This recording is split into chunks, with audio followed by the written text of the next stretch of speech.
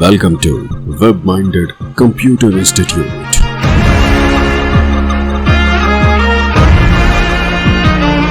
Then like, subscribe and share.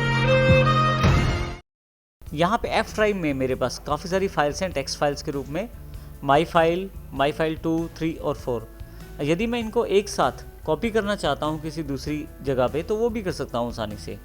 जैसे कि यहाँ से मैं इन सबको सेकंड में कॉपी करना चाहता हूँ, तो इसके लिए मेरे पास कमांड अवेलेबल है कॉपी। इसके लिए मैं यहाँ पे कॉपी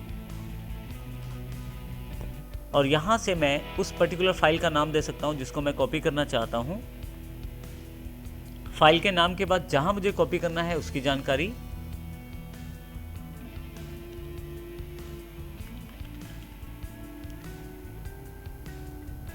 अब देखें यहाँ मैंने जानकारी दी है कि कॉपी करें मेरी फाइल को।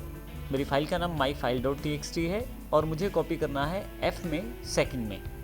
जैसे ही एंटर करता हूँ मेरे पास जो मैसेज मेरे पास अवेलेबल है वो वन फाइल कॉपीड के रूप में है। मैं यहाँ से फाइल एक्सप्लोरर में जाकर सेकंड को खोल लेता हूँ। आप देखेंगे यहाँ भी एक फ़ाइल अवेलेबल हो गई है। तो इस प्रकार आप आसानी से कॉपी कर सकते हैं किसी भी फाइल को। परंतु यहाँ पे मैं वाइल्ड कैरेक्टर का प्रयोग करते हुए एक साथ काफ़ी सारी फाइल्स को कॉपी या मूव भी कर सकता हूँ। वाइल्ड कैरेक्टर में स्टार और क्वेश्चन मार्क का प्रयोग कर सकते हैं आप। जैसे कि मैं सभी टेक्स्ट फाइल्स को कॉपी करना चाहता हूँ थर्ड फोल्डर के अंतर्गत, तो इसके लिए मैं कॉपी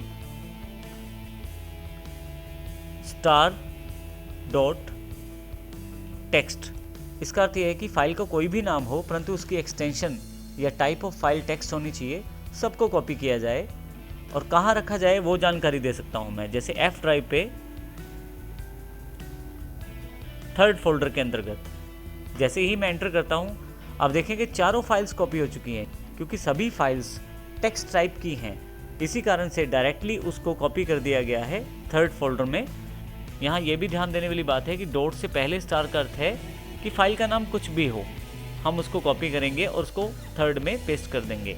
इसके अतिरिक्त यदि मैं किसी खास नाम से शुरू होने वाली फाइल को कॉपी करना चाहता हूँ तो वो भी कर सकता हूँ। जैसे copy m star dot star, इसका अर्थ ये है कि नाम m से शुरू हो, आगे चाहे कुछ भी हो, डॉट स्टार। डॉट स्टार का अर्थ है कि एक्सटेंशन उसकी कुछ भी हो सकती है। तो इस तरह से अगर मैं यहाँ पे ये कमांड अप्लाई करता हूँ F में और सेकंड में, तो M से शुरू होने वाली कोई भी फाइल किसी भी टाइप की हो, जैसे अभी मेरे पास केवल टेक्स्ट फाइल्स हैं, परंतु यदि किसी और प्रकार की फाइल्स भी हों तो वो भी कॉपी हो जाएंगी। जैसे ही एंटर करता हूँ, देखें क्योंकि मेरे पास ऑलरेडी सेकंड में एक फ़ाइल पड़ी हुई है तो मेरे पास ये जानकारी मांगी जा रही है कि क्या मैं उसे ओवरराइट करना चाहता हूँ। मैं यस कर देता हूँ और एंटर कर देता हूँ। इसी के साथ ही बाकी फाइल्स को कॉपी कर दिया गया है क्योंकि सभी फाइल्स का नाम ऑलरेडी M से है, तो सभी फाइल को कॉपी कर दिया गया है सेकंड वाले फोल्डर में। आइए हम इसकी जानकारी यहाँ से लेते हैं। F में सेकंड फोल्डर देखें तो इसमें भी सभी फाइल्स कॉपीड हैं और थर्ड देखें तो इसमें भी सभी फाइल्स कॉपीड हैं। तो इस प्रकार आसानी से मैं वाइल्ड कैरेक्टर का प्रयोग करते हुए अपनी फाइल्स को कॉपी कर सकता हूँ। अब यदि यहाँ देखें तो F ड्राइव के अंतर्गत सेकंड जो फोल्डर है उसके अंतर्गत मेरे पास यहाँ पे 4 फाइलें अवेलेबल हैं जो माई फाइल के नाम से हैं, फाइल 4, 3, 2 और 1 वाली। माई फाइल 4, 3 और 2 वाली। अब मान लीजिए सभी को मैं डिलीट करना चाहता हूँ तो उसके लिए मेरे पास कमांड है डिलीट। DEL से स्टार्ट होगी कमांड। वो किसी भी पर्टिकुलर फाइल को डिलीट करने के लिए यहाँ से मैं उस फाइल का नाम लिख दूंगा myfile.txt। जैसे ही एंटर करूँगा मेरे पास अब की बार अगर मैं डायरेक्टरीज देखता हूँ तो आप देखेंगे कि माई फाइल जो है वो डिलीट हो चुकी है। आप देखेंगे ऊपर ही अवेलेबल थी लेकिन अब यहाँ अवेलेबल नहीं है। डिलीट के साथ मैं सभी फाइल्स को इकट्ठा डिलीट भी कर सकता हूँ। उसके लिए मैं डिलीट कमांड, फिर से wild card character star dot star, किसी भी नाम की फाइल और किसी भी एक्सटेंशन की फाइल। पहला स्टार नाम को रिप्रेजेंट करता है और दूसरा स्टार जो है वो एक्सटेंशन को रिप्रेजेंट करता है। जैसे एंटर करता हूँ मेरे से जानकारी मांगी जा रही है कि क्या सभी फाइलें डिलीट करनी है। मैं यस कर देता हूँ यहाँ से और फाइनली अब डायरेक्टरी में देखता हूँ तो यहाँ पे कोई भी फाइल अवेलेबल नहीं है। तो इस प्रकार डिलीट कमांड का प्रयोग मैं कर सकता हूँ। आप यदि फाइल एक्सप्लोरर पे जाएं, यहाँ यदि F ड्राइव पे जाएं, सेकंड फोल्डर को क्लिक करें तो आप देखेंगे यहाँ पे कोई भी फाइल अवेलेबल नहीं है। अब मान लीजिए इन सभी फाइल्स को जो मेरे पास F ड्राइव में अवेलेबल हैं सेकंड में मूव करना चाहता हूँ।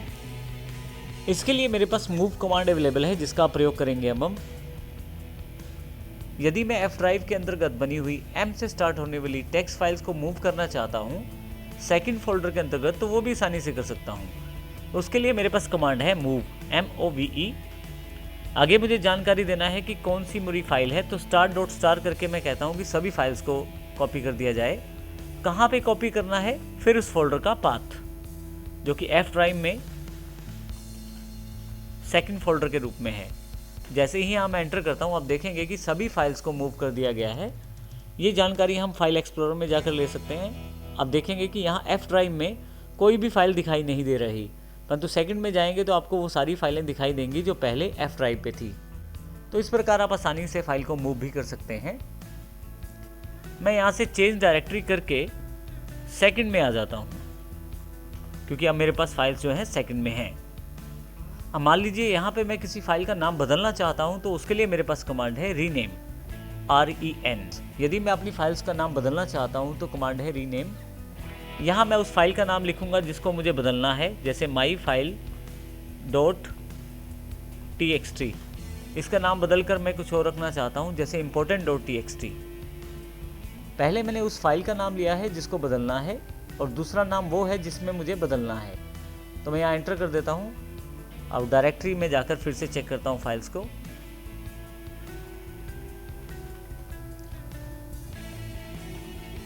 और डायरेक्टरी में जाकर फिर से फाइल्स को चेक करता हूँ। आप देखेंगे यहाँ पे important.txt नाम से फाइल है जिसको रीनेम किया गया है।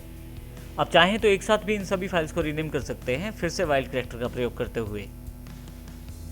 अब यहाँ यदि हम फाइल एक्सप्लोरर पर आकर देखें तो यहाँ पे इम्पोर्टेंट नाम की फाइल है जो पहले माई फाइल के रूप में अवेलेबल थी।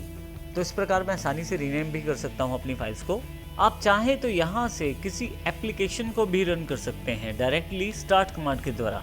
जैसे यहाँ पे मैं स्टार्ट टाइप कर देता हूँ और जिस सॉफ्टवेयर को मुझे खोलना है उसका नाम टाइप कर देता हूँ, जैसे नोटपैड। जैसे ही एंटर करूँगा आप देखेंगे कि नोटपैड मेरे पास खुल गया है। तो इस तरह से मैं स्टार्ट कमांड के द्वारा किसी भी सॉफ्टवेयर को खोल भी सकता हूँ। इसमें मैं किसी वेबसाइट या किसी वेब पेज को भी खोल सकता हूँ। उसके लिए मुझे फिर से स्टार्ट लिखना है और उस वेबसाइट का एड्रेस लिखना है और फिर एंटर कर देना है। आप देखेंगे कि माइक्रोसॉफ्ट एज में डायरेक्टली उस वेबसाइट को खोल दिया गया है। देखिए यहाँ पे वेबसाइट खुल गई है। तो इसका अर्थ ये हुआ कि आप कमांड प्रॉम्प्ट से डायरेक्टली वेब पेजेस, वेबसाइट्स या सॉफ्टवेयर भी खोल सकते हैं। इस प्रकार आप इसके लिए स्टार्ट कमांड का प्रयोग कर सकते हैं। तो ये सभी मुख्य कमांड्स हैं जो हम लोग प्रयोग करते हैं डोज मोड में, और ये MS DOS की मुख्य कमांड्स हैं।